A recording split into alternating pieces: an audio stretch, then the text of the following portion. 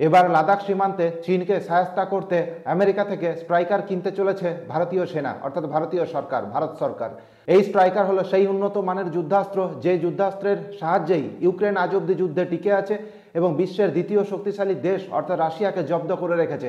রাশিয়ার বহু ট্যাঙ্ক, বহু সেনা ঘাঁটিতে তারা হামলা চালিয়েছে এই স্ট্রাইকারের সাহায্যে। পাহাড়ি এলাকা হোক, বরফে ঢাকা এরিয়া হোক বা সমতল এরিয়া হোক, সমস্ত জায়গাতে স্ট্রাইকার নিখুঁতভাবে আঘাত হানতে পারে এবং এই স্ট্রাইকারের আঘাত এতটাই প্রিসাইজ অ্যাটাক করতে পারে যে রাশিয়া সবসময় একে প্রতিহত করতে পারেনি। বেশিরভাগ ক্ষেত্রেই দেখা গেছে রাশিয়ার ক্ষতি বেশি হয়েছে। তো সমস্ত কিছু আপনাদেরকে আজকের এই ভিডিওতে জানাবো এবং বলবো যে এই স্ট্রাইকার কে তৈরি করে, কোথায় বিক্রি হয় এবং এই স্ট্রাইকার যদি ভারত কেনে তো কোন জায়গাতে এই স্ট্রাইকার আমাদের কাজে লাগবে, সমস্ত কিছু আপনারা জানতে পারবেন আজকের এই ভিডিওতে। অতি অবশ্যই ভিডিওটি শেষ অবধি দেখবেন আর ভিডিও ভালো লাগলে অতি অবশ্যই আমাদের চ্যানেলটিকে সাবস্ক্রাইব করবেন। আপনারা সবাই জানেন রিসেন্টলি ভারতের সাথে আমেরিকার মিটিং হয়েছে, ভারতের প্রধানমন্ত্রীর সাথে আমেরিকান প্রেসিডেন্টের, এবং সেখানে ভারতকে অফার করা হয়েছে এই স্ট্রাইকার বিশেষত আমেরিকার দখলে থাকে।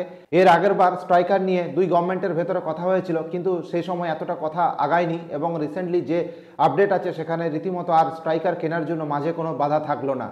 এর আগে যখন জো বাইডেন আমেরিকার প্রেসিডেন্ট হিসাবে কাজ করেছিলেন সেই সময় ভারতের সাথে আমেরিকার সম্পর্ক অনেকটাই অবনতি ঘটেছিল, কিন্তু ডোনাল্ড ট্রাম্প সেই আদিকাল থেকে তিনি যখন থেকে রাজনীতিতে এসেছেন বেশিরভাগ সময় তিনি প্রো ইন্ডিয়ান কমেন্ট করেন এবং সর্বদাই তিনি চেষ্টা করেছেন ভারতের সাথে আমেরিকার যে সম্পর্ক সেটিকে আরও ভালো করার।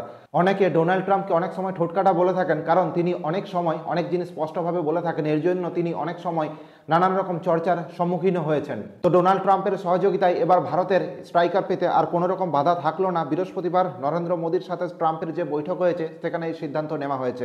2020 সালে যে সময় ভারত এবং চীনের মধ্যে গালওয়ান ভ্যালি উপত্যকায় বিবাদ হয়েছিল, সে সময় ভারতের অনেক সেনা শহীদ হয়েছিলেন। সেই সময় দেখা গিয়েছিল দুই দেশই নিজের সাইডে বিভিন্ন রকমের যুদ্ধাস্ত্র সরঞ্জাম সমস্ত কিছু মজুত করেছিল। সেই সময় চীনের একটি অ্যাডভান্টেজ ছিল, তাদের যে লাইট কমব্যাট ভেহিকলস যেগুলো আছে, লাইট অর্থাৎ ট্যাঙ্কের থেকে হালকা, যেগুলো পাহাড়ি উপত্যকা অঞ্চলে খুব সহজে যাতায়াত করতে পারে, সেগুলোকে সেখানে মজুত করা হয়েছিল। এবং ভারতের ক্ষেত্রে অসুবিধা একটাই হয়েছিল, ভারত সেই সময় ট্যাঙ্ক সেখানে উপত্যকায় সেখানে মোতায়েন করেছিল এবং সেগুলোর সমস্যা ছিল একটাই, সেই ট্যাঙ্কগুলো ছিল খুবই ভারী। সেই সময় যদি যুদ্ধের কোনো কিছু বাড়াবাড়ি হতো তাহলে ভারত একটু ব্যাকফুটে ছিল, কারণ সেই সময় যদি যুদ্ধ হতো তাহলে এক জায়গা থেকে অন্য জায়গায় ভারতের এই সমস্ত ভারী ট্যাঙ্কগুলোকে নিয়ে যাওয়া খুবই সমস্যাকর ছিল। সুতরাং বুঝতে পারছেন ভারত সেই সময় খুব ভালোভাবেই তারা বুঝেছিল, ভারত সরকার উপলব্ধি করেছিল যে ভারতের জন্য লাইট কমব্যাট ভেহিকলস প্রয়োজন, অর্থাৎ যে ট্যাঙ্কগুলো হালকা হবে এবং এক জায়গা থেকে অন্য জায়গা খুব সহজেই পরিবহন করা যাবে। এবং এই স্ট্রাইকার যেটা আমেরিকা থেকে ভারত কিনতে চলেছে, এই স্ট্রাইকার ইতিমধ্যে ইউক্রেন যুদ্ধে টেস্টেড এবং এগুলোর যে পারফরমেন্স খুবই ভালো। তাদের সেনাবাহিনী সেনা ঘাঁটিতে ঢুকে সেখানে হামলা চালিয়েছে বিভিন্ন রকমের, এখানে বহু মেশিন গান লাগানো আছে নিজেদের পছন্দ মতো, এখানে গ্রেনেড লঞ্চার থেকে মেশিন গান সমস্ত কিছু মাউন্টেড আছে। সুতরাং খুবই উপযোগী, যুদ্ধের উপযোগী একটি মেশিন গান এবং ট্যাঙ্ক পাহাড়ি এলাকায় হোক বা বরফে ঢাকা এরিয়ায় হোক সমস্ত জায়গাতে এগুলিকে অপারেট করা যায়। যদি এই ধরনের স্ট্রাইকার ভারতীয় সেনার হাতে থাকে তাহলে চীন একটু চাপে থাকবে, কারণ দুই পক্ষের হাতেই যদি একই পরিমাণে একই উন্নত ধরনের অস্ত্র থাকে তাহলে একজন অন্যজনের দিকে অগ্রসর হবে না।